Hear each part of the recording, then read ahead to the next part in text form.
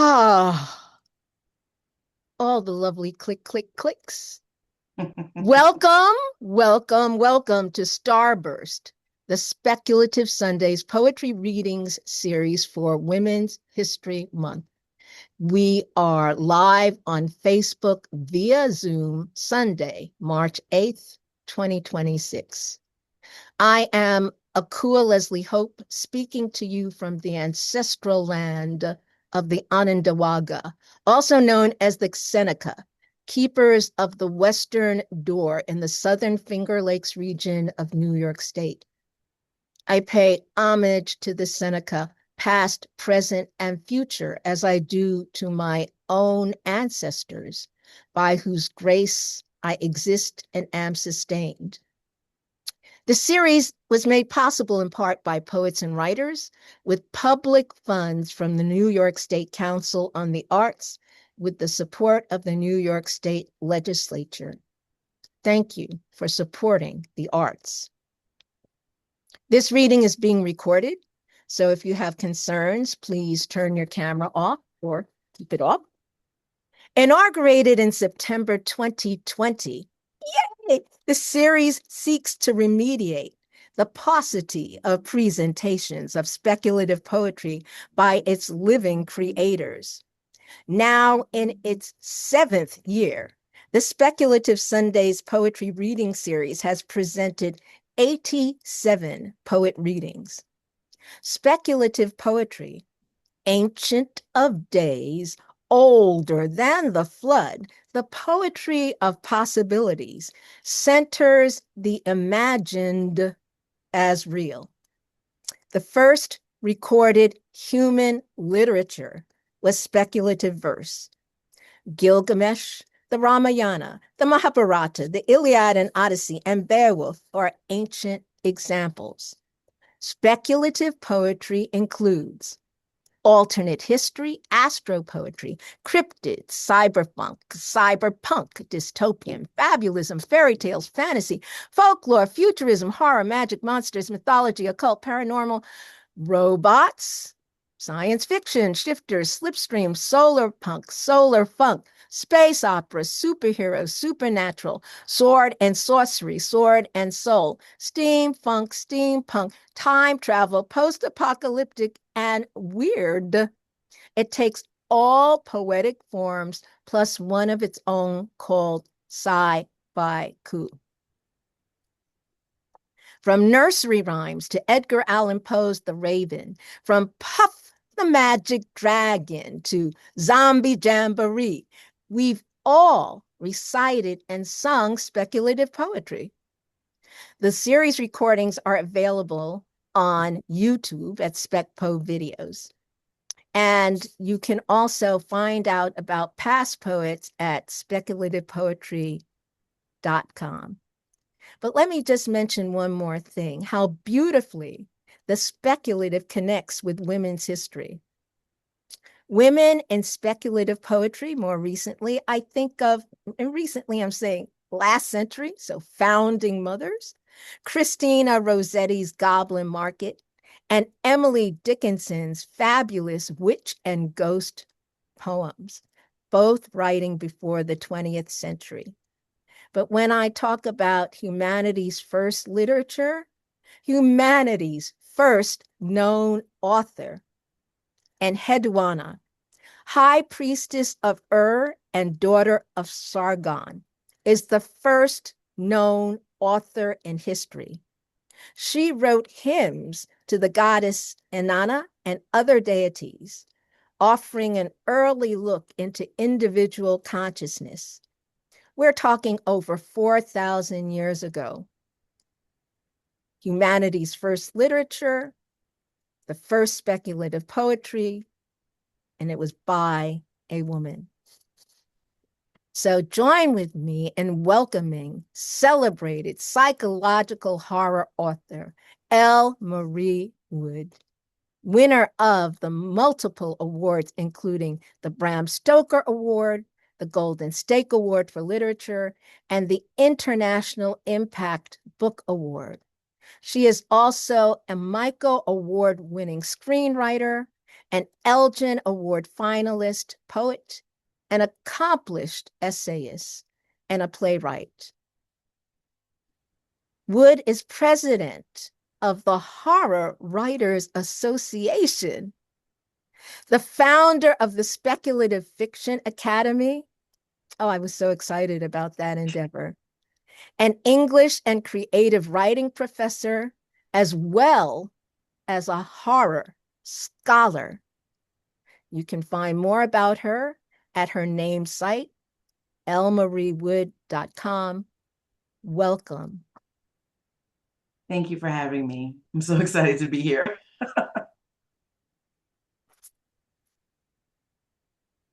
Shall I dive right in? Yes, take it I'm ready away. to. Happy to do that. Okay, so I will read a few poems tonight, and I'll lift up the book when we get to the point of the Imitation of Life collection that I have out as of last year.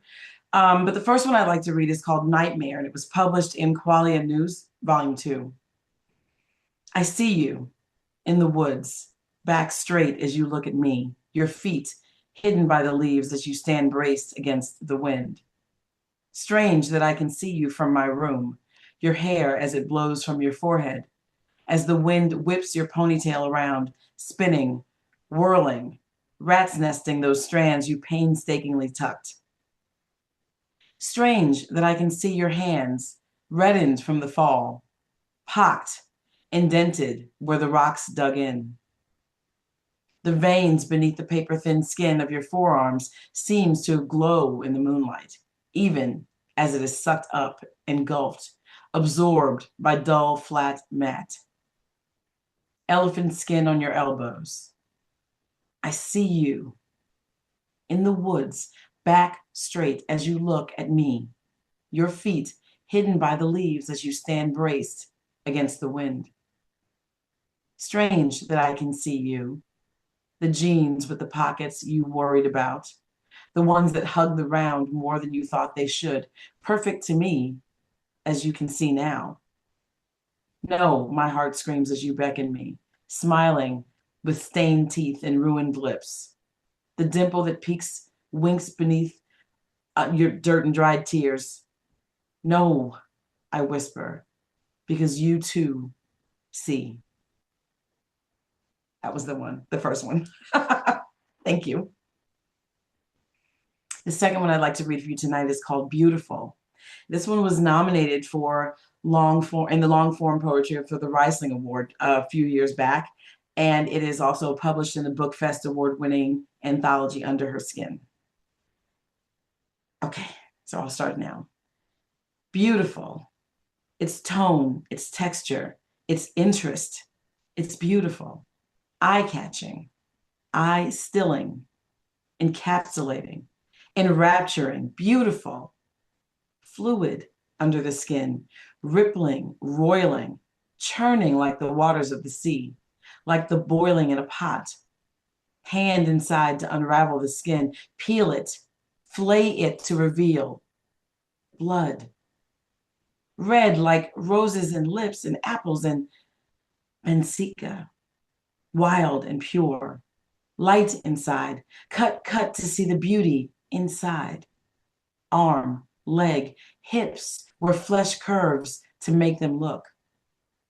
Breasts make them stare, keep them shook. Hibiscus to heal what ails, blood to purify, nullify, beautify. Sure, unsure, but still so beautiful. Even as it spills, even as it dies, even as it boils, never diluting, never dispersing, never, because it takes rightful place. Always. Always. Red and bright and dark and bruised, always. Beautiful, trumping all.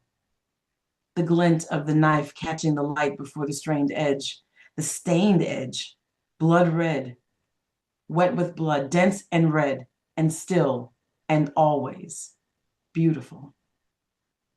That was that one. I really like that one. I don't know why. I don't know. It gives me chills when I wrote it, it gave me chills. When I read it, it gives me chills. I just love that one. Yeah, dense and red. I don't know. I just, I am a horror author. I think we said that earlier on. I want to preface it and continue to say that because I hear myself. I'm reading these words and I love them. So let's move to the next one. The next one. People call me a creepy in my life. It's okay if you walk away thinking that. The next one is called Four Crosses. It's actually published in the piece that I told you I would lift up. This is Imitation of Life, which is it won the Imagine Award for Best Poetry last year at the Imaginarium Awards. It was also, to my surprise, thank you, nominated for the Bram Stoker Award for Poetry and a finalist for the Elgin Award last year. I don't know, this little book, I'm so right? I'm just like, yay. And I love this cover as well. Lynn Hanson is a fantastic artist, I must say, and she did this cover. So this one's called, I'll read a couple from this one, and it's called Four Crosses, the first one. Four crosses on the side of the road, white with floral wreaths around their tops, colors of blue and red and purple and yellow there, waving goodbye. White, so white it glows against the backdrop of brown, soon green, was green. Always green, but brown now as the soil heals. Driven and churned, puddles form in the imprints. Grass sprouts to trace it, pattern it, remember it. I don't remember it. Not there when I passed by this morning or any morning before, never there. Never blue, nor red, nor purple, nor yellow, never. Never seen against the emerald green, illuminated in the noonday sun, spotlighted, highlighted, there. Never glimpsed in the dark on a rainy night, trimmed neat and low, grass never overgrows until the bridge is knocked down and the road detours. Town proper no longer the destination for those lanes, just emptiness and regret beyond. Trimmer gone and reasons forgotten. Rust and rot with no tie to bind. Still, I don't remember them there, those four crosses. Stark white with black letters, letters that spell names, names lovingly picked, lovingly spoken, lovingly mourned, lovingly. Grass, whole and lush, just before the bridge, always there, now pocked, marred, adorned with white and blue and red and purple and yellow, just like the sun. That one's a little sad, but okay. I like it, but that's a little sad. It really does.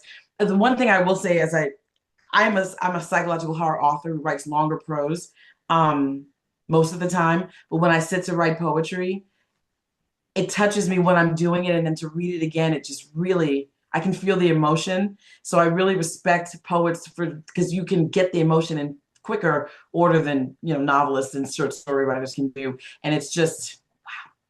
And I love that I can be impacted by my own work. That's one thing I always strive to be able to do. If I can't feel it, I don't think anyone else will. So yeah, I'm happy that I'm having a reaction to this tonight. So thank you for this, for allowing me to fan myself. Anyway, another one from that same collection. What voice does speak? It calls to me, the dark, from the shadows of cast by rotted eaves, or with the voice of the wind.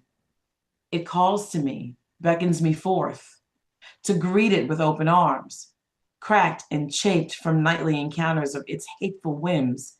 It calls to me, softly at times, like a mother might a child, like a lover would another, of which it is mine, then loudly, mockingly, painfully divine. It calls every night.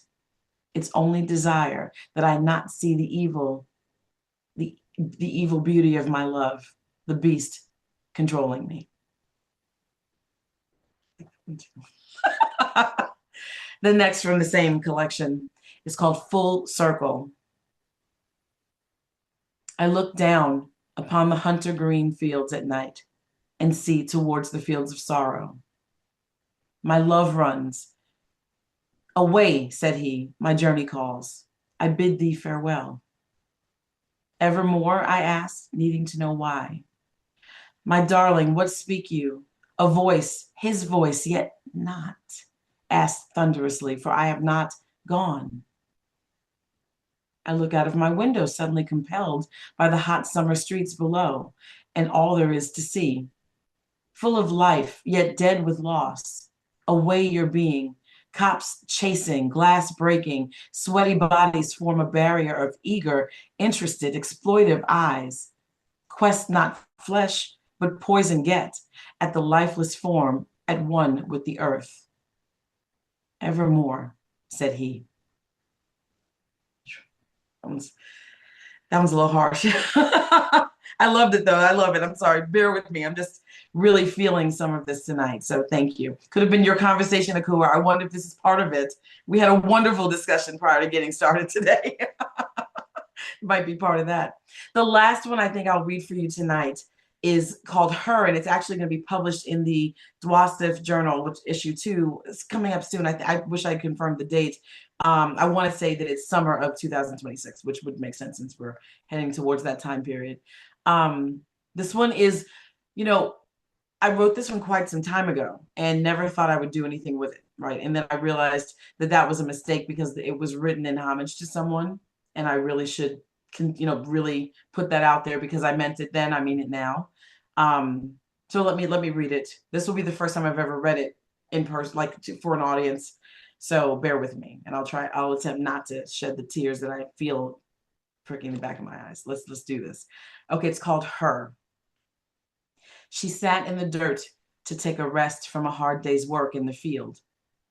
Her hands were covered in mud, but through it, you could see the strength of her fingers.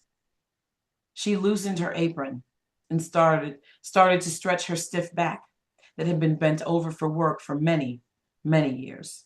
She was tired. She sighed and looked up at the sun, not nearly as hot at this hour like it was when she came outside. But when was that? She couldn't remember. Her eyes were windows to her past, aged by the injustice she's seen, by her disappointments, by her grief. Her brow was permanently furrowed, a testament to a life of work and submission. She wiped sweat from them roughly, not caring about the dirt she tracked on her face. The corners of her lids were wrinkled, creased with the remnants of worry, festering deep within the recesses of her soul. She was tired. She strained a smile and lifted a weary hand to a passerby, probably the last one she'll see around these parts. When she smiles, though, her eyes don't dance, not like they did when she used to run aimlessly around in the forbidden garden, or when she played peekaboo with the little girl with the long yellow hair that lived in the big house with lots of windows, who never seemed to care what skin color she was then. No, her eyes don't dance, can't dance. For too long, the dance had been bridled by inferiority, by fear, until they gave up the facade. Sadness, not joy, sits dull in the color that was once brilliant so long ago. Closing them will be easy now. Her body screamed for a long sleep, to rest her bones and take away all the pain from years past. The fight was drained from her when she was young and fresh. When she shut her tired eyes, dark and blank became one, and her body's plea was answered. That's it. Thank you very much for letting me read that. Thank you. Yeah, I'm gonna keep it together, so I'm good. Those were the selections I had for you tonight. I would be happy to read another if we have time. Yes, but those were the ones I picked. We have a lot of time. We have, well, listen, I'm a psychological horror author, so these poems are shorter than what we normally would read in a reading. I can give you, how about I read one more? I have one more in mind. Now, would you mind? Well, I would like you to read at least 4 more, please. Really? Yes, please. I can do that. And then we can chat at length. I would be happy to. Thank you. Okay, let's start with The Silence of Morning. This was the next one that I would have chosen had I made a long, extensive list, but let's do this. I'm happy to. The Silence of Morning. I awoke today in search of my love.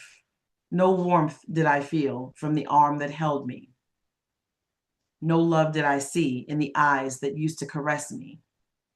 I'll search the heavens and this cold earth for my one love. To make him warm within my soul is my desire.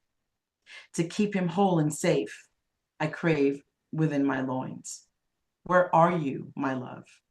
I fear you've gone beyond my reach. I cry at your feet.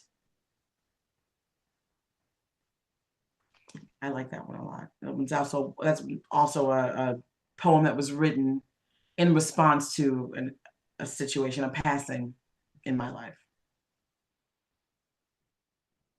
Okay, let's read To Hesitate.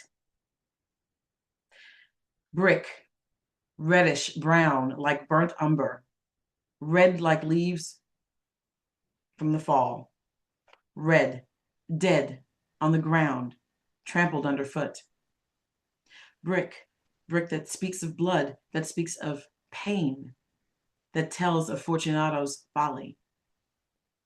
Mortar, white, not gray, white, bright, blinding, glowing in the day as the day turns, as the wind shifts, as the sun hides behind the clouds, afraid to show, afraid to see. White, not gray, gray as it should be, gray as pallid skin, gray as ashes that blow in the wind to mingle with the leaves. Okay, let's also read Under the Blue Moon. Night balls, orange burning from the center to fry the moon. Too soon, too soon. All tuned is my scythe, my sickle, quite nice, oiled and ready to cut, to prune. But my mind's eye can see me, not ready. As the moon turns blue, I wonder after eyes that no longer see. Skin turned gray in the haze after the flay. To get a bite at Mia, dead upon the dead. Strange cannibalism in the sky, so bright, too bright. Blinding in its brutality, as particles, like so much flesh, fly. Work to do, blades to lick clean of the blood they let. Still, I stand watching the flame turn to black, engulfing the sky in ash. Blue moon turning skin blue black. Scattered brain, scattered me. Come get we? Don't you agree? It's scary. Talons, bloody and dirty, all up in my tea. Because I do. I see and know and understand and confirm Sasquatch and prophets, Samson holding his hair in his tattooed hand, bloody scalp be damned. And the cabal says amen. I see they're in need, dying, living, the blade they seek. Cold metal thrums in response, hot with want, orange me. So I come, para ti. It's that one. That one's a fun one. I like that. It's also really dark, incredibly dark. Sometimes I hear myself and I'm like, wow. Do you want me to answer as I go, or shall I read the last poem? And read the last I think we poem have and one then more. we'll talk. Okay. We have one more or two more. I'm happy to do either one.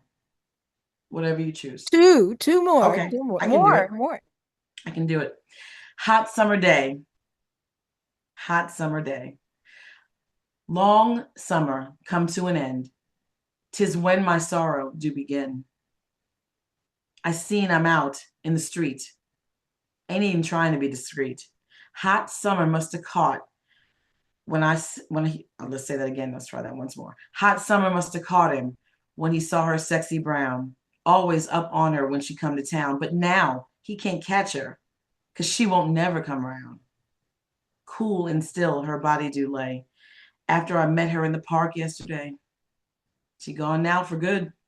But in this new day, I's gone too, 'cause they taken me away. And my last one, unless we all decide we want to read some more, which I'd be happy with, is Full Circle.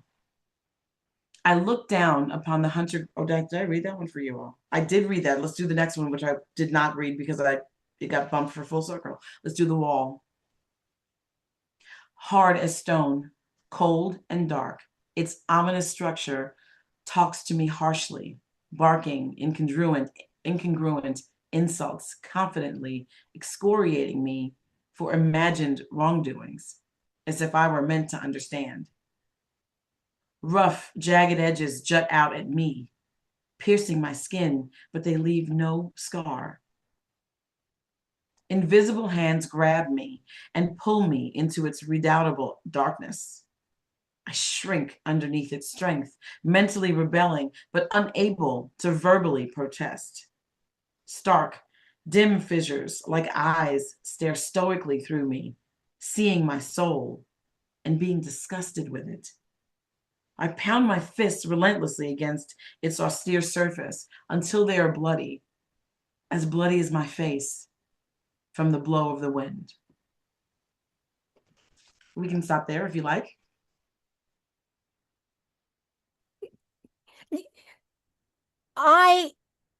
I'm blown away that we almost did not get to hear Blue Moon. And so, because I want to talk about that some more. Okay. But wait, but not at this moment. If you are willing to read more to us, we want to hear us. We have a whole 30, just so you know, timekeeping. We have a whole 32 minutes. And Oh. we want to hear you. Um, you know, we want to hear you. Thank you. I'll shut up now, please. Thank you. No, I like that. No, I appreciate it. I didn't want to just, let me say it this way. I didn't want to load the discussion to this moment with just my words. I wanted us to be able to talk, but if you're open to me reading, I have no problem at all doing so. We have time to do both, so thank Okay, you. that's Thank you for your. fantastic. Okay, I have a few more I'd love to share. Just allow me to open my little file so that I'm looking at the one that I want to give you as opposed to the one that's in here. Half a second and I'll be ready. Oh, I'd love to share more. That's fun.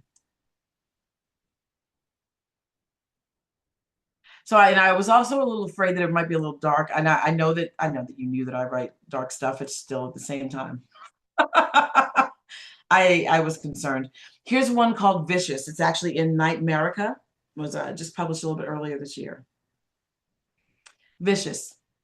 Sunlight and strawberries awaken the senses, bright and new, different every day. Night comes to provide cover for discovering discoveries.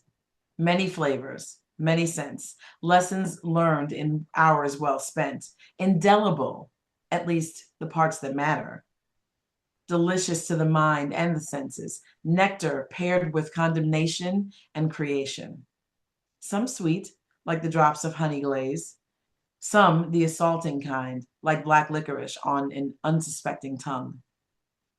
Faded, but not gone, as the sun hides behind the clouds, ever there, if only as an echo, as rain obscures vision, a phantom dancing on the periphery, ringing loud against a tin roof.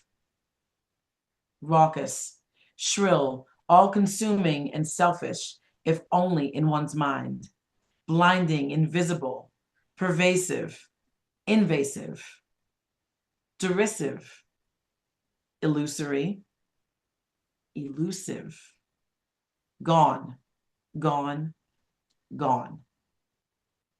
The haze of the veil, opaque and dense, streaked by resentful tears. Indelible by weight, if not by sight, like a rider on weary shoulders. Through shredded tears, fearful eyes do watch as he comes, forward, forward, forward, always to, always do, whether paid with gold or blood. The man with the big hat and scraggly beard holds his marker true. Quiet, quiet, slow the approach. Watches, losses, define, wins, and the former never top. As step after step he still comes, always true, goes he. Tears blow in the wind to wet his whistle, what not siphoned to fill the bellies of those who'd bleed them dry. And again, and again, and again. Muted, slow and oh so dour rings the bell. Come to it they must, through reluctance and despair, trudging ever forward into the void, leaving open their belongs and free their toil to walk in the abyss, the dark, the incorporeal. Cosmic the reach, cold the touch, final the grasp. There, there, ever, always. That's the end of that one. Give me a second to just scroll to the next one that's in this document. I'd love to share another one.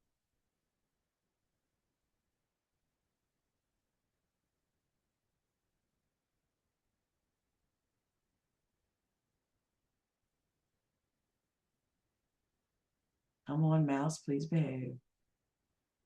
Love you when your battery goes down right when you need it. Hang on, phone. I'd like to read to you phone. A phone rings in France and my head spins. My knees wobble. My eyes dart and dance. The ring is shrill, 1940s vibe, rotary dial, vintage, present.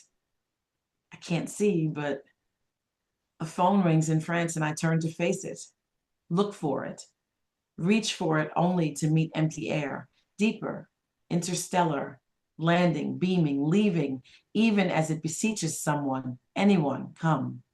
Here, there, blotting out, weaving around, merging with the bells and chimes of yore. The cacophony drives me to my knees and I beg, I plead. A phone rings in France and its dirty ditty fills the room, dives into my ears to accompany the memories there. Images set to the music of the time my body belongs to, while my mind catalogs the past. I like that one. Let me find another in the same section. I just want to go to it really quickly.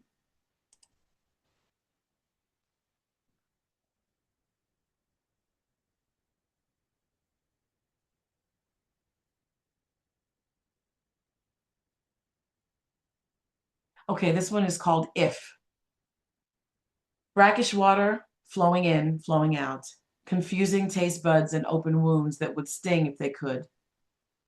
Murky water bloating skin, flaying layers, cleaning dirt from under fingernails as the wind makes waves laden with silt to wash away what remains.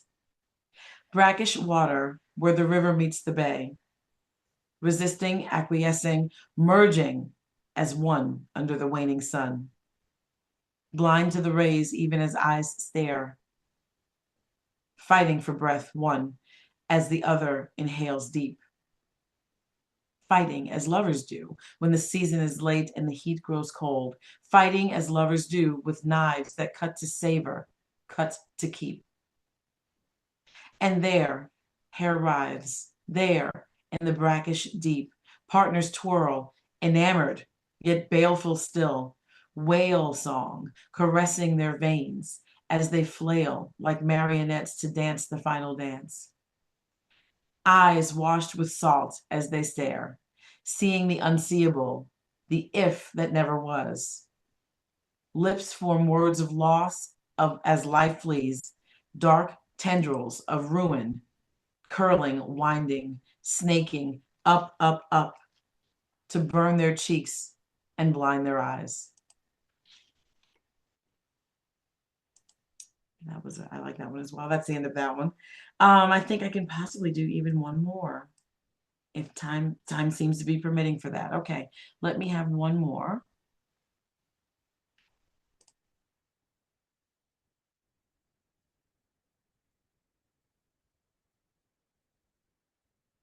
Hang on 1 second, almost there.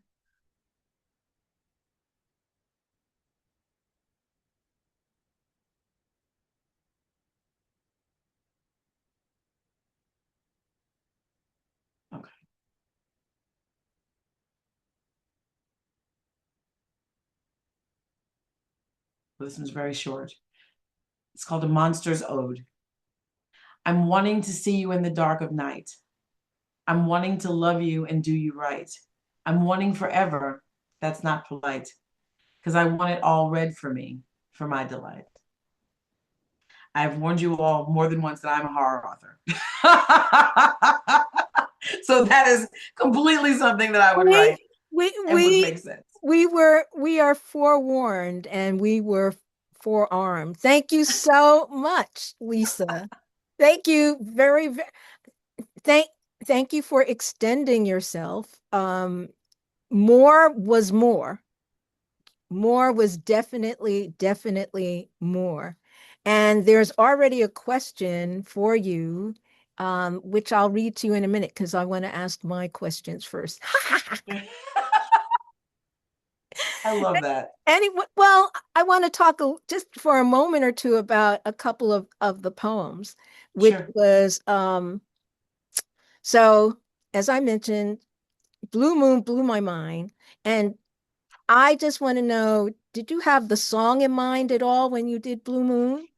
I think I might have had it from a title standpoint, but then after that, I just kept going. I know that the song. You Right. we can't avoid sometimes hearing something or thinking of something that's in our past and But it triggered by it, but it's not for the writing, it just for the read title. it read like a horror riff on the song. Did it really? Oh Blue wow, that's Moon, great. Blue Moon, I saw you standing alone Yeah, without a dream in your heart, mhm. without a love of my own. So I was like, whoa, is she playing the changes on the okay. I wish I could have said yes to that. Shoot, let's rewind it. Let me say yes Next to time, that because that's actually exactly. brilliant. Next time, I didn't though. we don't know that you didn't, and maybe you did anyway. You never know. I mean, things will come through you. I'm And saying, that's what I find. You don't know how you're being, what affects you and what makes you write a certain thing, right? Linda mentions the subconscious. Very well could have been. I mean, I often, and I'm sure we'll get to this. I don't mean to jump ahead, but no, go ahead, go often, ahead. This often is what our happens with chat. me, So, oh, excellent. I'm glad to, because I wanted to try and, again, being in a different space, you feel, I think we all, in any space that we're in, we can have imposter syndrome, but I try not to ever allow that to take over and make me not do something. It just makes me lean in. yeah. And so poetry is something I've come to a lot. I mean, my first thing I ever published back in 1998 was a poem. I was going But to ask when you started writing poetry, so that's great. So tell us yeah, about that for a minute, please. When did long you begin? long time ago. And I had this little chat. It's funny because it's funny. We get into conversations and when you're talking in panels and things like that, and they talk about have you self-published anything? My answer is like yes and no, really. I mean, I did, but not in the general sense that people are thinking. Mm. Back in '98, I had a poem published in a collection. Actually, Linda and I were in that. That was the first time, Wow. and so then I was like, okay, so maybe I'm a poet. I knew that I wasn't, but I was like, let's see, maybe I am. And I wrote, I don't know, maybe 30 poems. A lot of them are really short. And I'm a very free form person. Like you You could wrote ask me 30 something. poems and you didn't want to call yourself a poet? I didn't, because I know that when I write my longer stuff, there's Mm-hmm. a lot more. I'm a pantser, so there's not planning in terms of Mm-hmm. plotting, Mm-hmm. but there is thought about what the character is about to say or whatever. And when I write poetry, I just kind of sit down and go. So Mm-hmm. I didn't know I didn't know how to validate that, but I wrote these 30 poems Ah. and I made a little tape bound book. Remember this little tape bound things there were 30 of them, 25 of them in a box. Mm. And I sold those out of my trunk legitimately. Oh, that So is so wonderful. Y- I hope you So that's still my have only one or two. self-publishing venture, which was a long time ago. But Do you still have some? One? I have one that I'm going to keep for the kids, and I would have to dig and find the rest of them. It was Mm. called Laugh Lady. Mm. Mm. So, and it would predates Amazon. So I'm Mm. literally out of my trunk. Mm-hmm. Laugh, comma, lady, because it was about when, I didn't plan this, but the poems came out this way Mm-hmm. about women in different scenarios in life Mm. and struggling through and having to grin and bear it, smile through whatever they're feeling. So I wrote this thing and I had an artist. I think I can find the picture actually. I'd love to share that if I could find it. Hang on. Okay. But I hired an artist and I hired him with pizza. I paid him with pizza and he came over to my house and he drew this thing and it was perfect, I thought at the time. I And I like the payment with pizza. That's a wonderful way to I pay. didn't even think, I was like, listen, I'm buying dinner. I'm buying you dinner. So This is what I'm doing. And Last Lady makes me think of one of the poems you shared, the homage. I mm, don't know if that was the title of it. Her homage, or was it just her? her, it was Her, just her. her, Yep, her was also an homage that harkens back to that collection. definitely. It was written around the same time. And just never did anything with it. So Ah, yeah, I'm happy to hear this. well, At least the well, voice stayed the same. Well, there we go. And here's now, I think the question fits. Since many of these are reactions to your life and world, do you journal to capture both these in bits or go straight to writing poems? There's Linda. There Yay, she Linda. is. Well, thank you for making yourself visible, darling. There Um, she is. yes, yes. But No, I don't journal. And mm, that's mm. it probably goes back to I'm a pantser, so I don't plan a lot of things. It sounds and that sounds a little, people who plot and plan and think really hard about their work, that probably sounds horrible, just consider doing it in that way. But I am better without the planning. If I plan anything, it's stilted. So like when I speak, it's stilted if I planned it. If I, not to say that I've never, put notes down, but I found it. No, I did not find it. Come on, where is this thing? Um, yeah, if I don't put notes down, or if I do put notes down, it feels very stilted and not just so completely inauthentic for me. So I trust myself to just go ahead and do the thing, if you will. And I have never failed myself. Does that mean that everything I write is fantastic? No, of course not. No, of course not. But I am comfortable with the process that I put out and whatever I'm doing to get to that point. So it's good to me. We can make tweaks and we can change, but I wouldn't change the process at all. So let me say this in terms of pantsing, not in terms of for me, for poetry, I'm less a pantser, but when I'm doing my short fiction, it's totally pantsing. Oh wow. So I'm I say that to ask you, is it different for you, your approach to your speculative fiction, your horror fiction, Mhm. and your poetry? No, So you're okay. So 100% it's pantser in always everything, which I'm a pantser with my screenwriting. I'm a pantser with my mm, poetry, my short stories, my novels. mm. I wrote a 5-book series that I completely pantsed myself through. And at some point, you do forget what Whoa. color the car was. You know what I mean? You forget what someone was wearing, and you kick yourself for not writing that down. But you do. But the planning, and so when I can't find this picture. I'm going to try again in a minute, It's but okay. I want to be able to answer No, this question relax, thoroughly. relax, relax.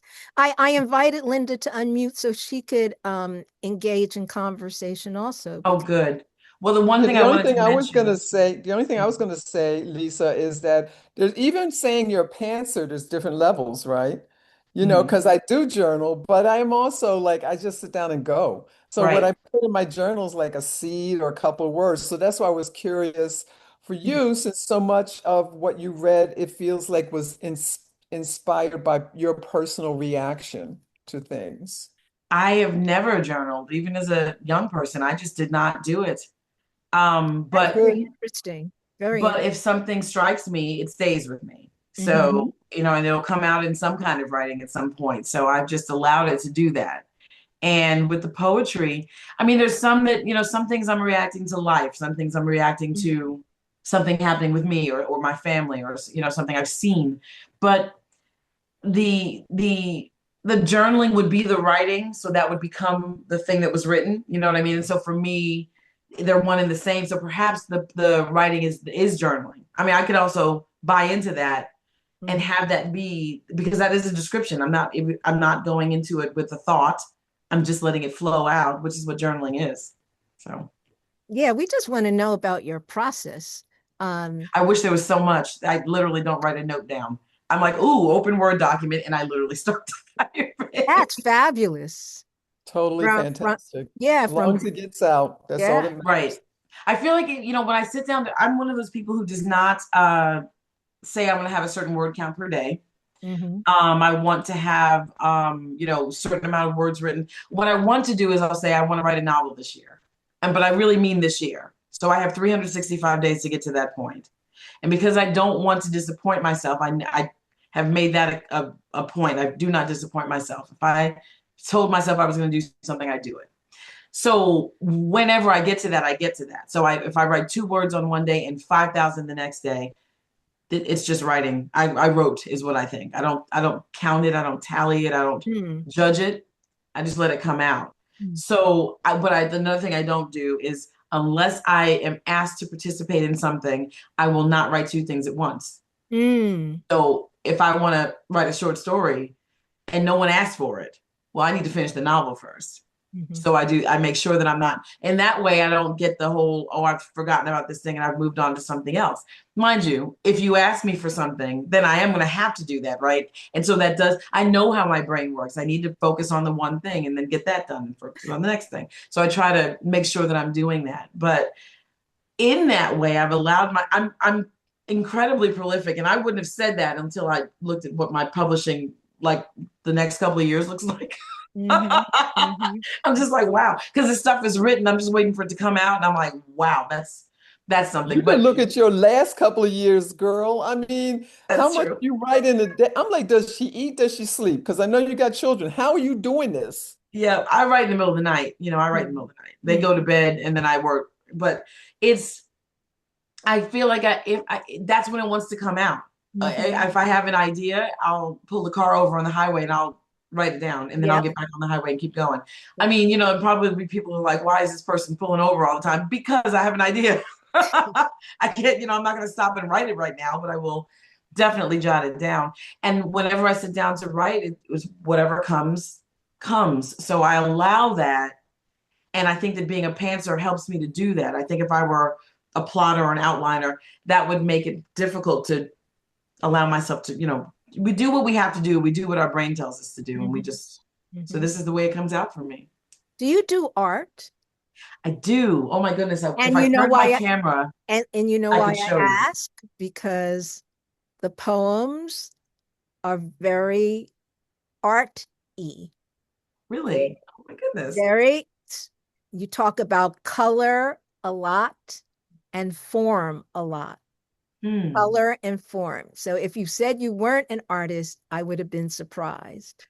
Because I mean, it's I do there in the abstract stuff. poetry. Colors predominate in most of I did not hear a single poem in which you did not name at least 2 colors and then sometimes many, many more. So that's Really? Wow, I didn't even know that. You just told me something. I did not know that. How interesting is that? I love when when someone else is hearing something in your work and they can identify things that you hadn't, because I did not know I was doing that. Thank you. so please tell us, I cut you off, didn't mean to. Tell us about the art. If I turn my camera, it will distract you, I think. It'll just Oh, all be right. too jarring. I can do it, but No, it's up no, to you. just I'm talk about. abstract. So the work that I don't do, anything. It's free form. It's as free form as the writing is. So the piece here is just plaster, formed plaster, paint. I'm sorry, not paint, just spread plaster on a board that we repurposed. And the other side is a canvas full of all those colors you're talking about, reds, greens, primary colors mixed in whatever way they want to come out. I often like to do. Have you done pouring also? I was just about to say that one's right off screen. I could bring that in now. That's a I Oh, don't even woman know after what my that own is. heart. I don't even That's a know what small that one. is because I do no art. Acrylic pouring. Yeah. Oh, with the Oh, cells. I Oh, love she the got the cells. cell. I love the cells. Oh my gosh. I Oh, you love the cells. And thrill so you me. just mix a bunch Lisa, of you paint, you thrill put me some silicone in so. there, Oh my and you make these gosh. cells. I And I love was it. just, I don't know, I love it. I love it too. I love it too. Thank you. I do a lot of these. But I like the abstract. I like I the heard it unformed in and just see what I'm like, I happens. heard it in the poetry. I did not know I heard it in the poetry. That is a thrill. Wow. Have you That is ever a used thrill. your art, Lisa, in the work that you've created, like in your books and your whatever, or in the background of your films? Because I know you're doing everything. Yeah, I'm everywhere. Interestingly enough that you said that, Linda, the cover of About Horror is mine. I drew this. Let me see. Oh, Ah, I like that. It looks very nice. Aboriginal, African, something, something. Yes. Right. Yeah, I couldn't believe that, we Ooh, were trying to come up with something that didn't look like, a regular horror Well, cover. it looks African, and I also see love Zentangle. it. Mm-hmm. Mm-hmm. And I came up with this and I was like, look, I have this thing, you can use it, and they did. Love it. Very, I love it. very lovely. Looks like Cthulhu, but like better looking than Cthulhu. Like, yeah, just the weaving. I was thinking snakes, and then of course Cthulhu goes with that, and then I wanted to do something detailed within that. And I Mm, wasn't thinking about the cover. I was just trying to make something, just nice. calming my brain. And I only get to do some art every now and then. I and try to, then and then relax. And I like to listen to comedy shows when I'm doing paint pouring. So because when you do the paint pouring, the work is in mixing your paints. hmm hmm The once you pour it, you're just kind of standing there watching it do its own thing, hmm and tilting it and looking at it, No, but you're I not was going to doing say, but you can do a little manipulation, little sure. blowing, a little And I did some in feathering, here. Like here, I pulled a couple of strands through to try thread. and make I sure see that. I'm very thrilled. I'm it, and, I and it covered actually itself in the places that it didn't want it, which is what I think is beautiful. Because there It's were more, and gorgeous. it just I covered, actually covered, covered. have done a poor thing. I say thing because I'm not an artist. Vaughn DeVero, my buddy here in Tucson, had me go to and she is a real artist, had me go to a class, and I have it in the bedroom or somewhere because Excellent. it actually looks like something I would show people. Yes. Awesome, awesome. I mean, I think art really just so many of us writers are artists as well. I mean, there's so many of us. I like to do some photography. I'm really not very good at it. I wanted to go back and take another real class. Back Mhm. in when I was in high school, I took a class and I developed my own film, and it was great. Me And too. now that's all changed, right? I want to do some Yeah. more, but I love just I think that, and I write psychological horror, so that's all viewpoint. So it's Mhm. how am I seeing the world that's different than other people? And so when I look at my art, especially when I pour, I'm just standing there watching it, like, wow, what's it doing? I gave these variables. Now, what's it going to do? Yes. You know? Yes. I Nice. want to mention one other piece that you read to us. I loved the phone poem, Did and you? and I will say particularly why, because I made two telephones. I had two telephones. And so this just resonated with me from my past life, my other life. Um, they were the country junction, if you ever want to look it up. So I was Uh-huh. like, I need to write a phone poem.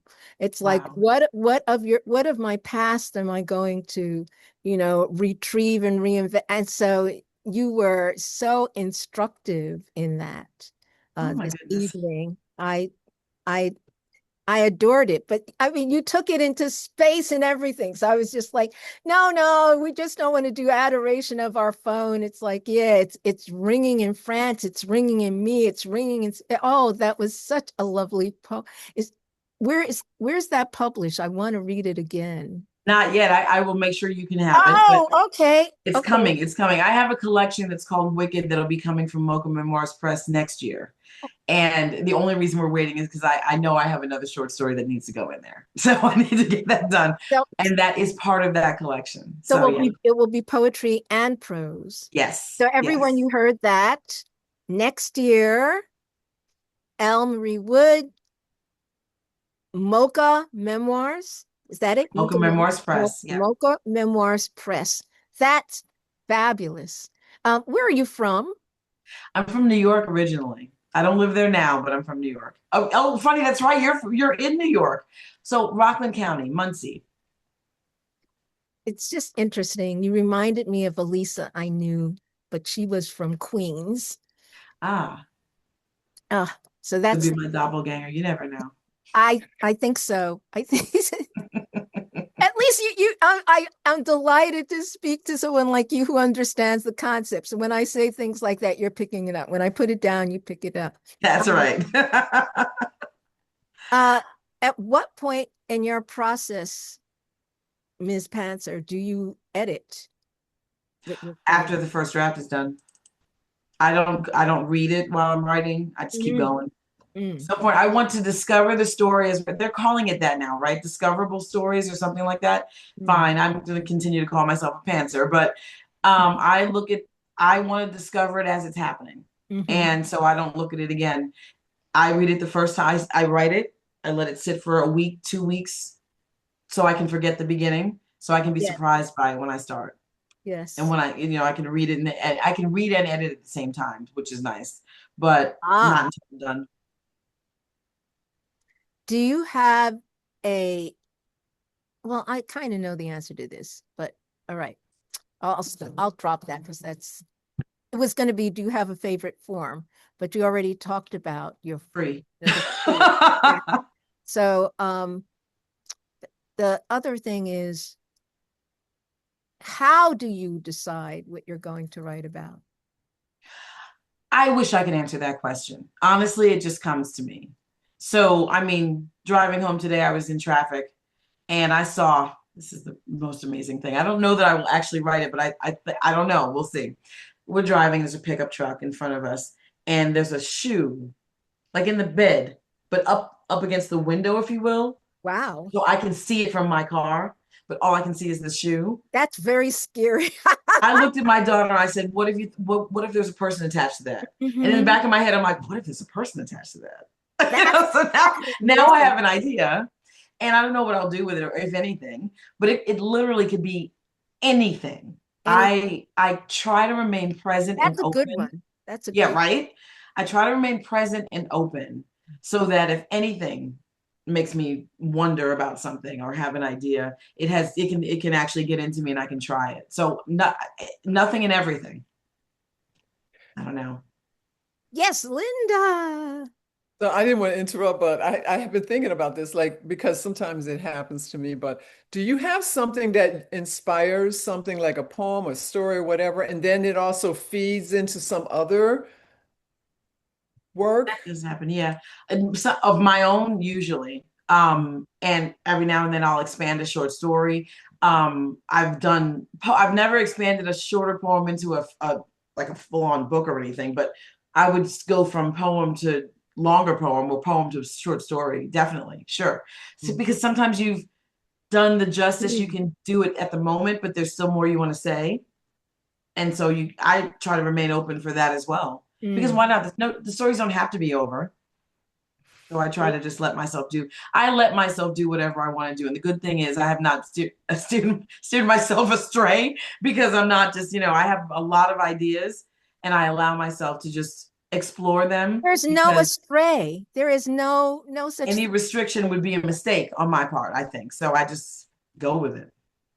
This has been wonderful, and our time is up. I Oh my thank you. goodness. That I was a thank great conversation. Thank you I so much. I I am so grateful to have had the conversation, to have heard your beautiful, wonderful work. I thank you so much for being here. And I thank everyone who's attended and everyone who's listening and everyone who's going to listen.